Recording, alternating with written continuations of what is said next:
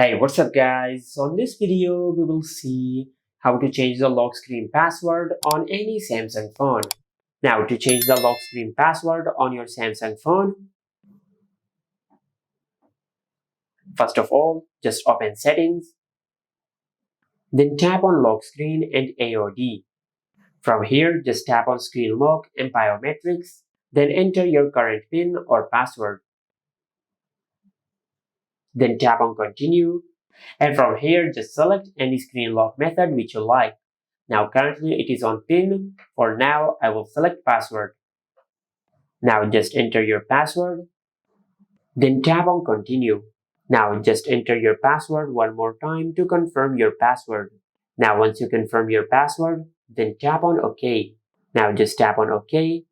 Now from here, if you go to your home screen, as you can see, we have successfully changed the password of our smartphone.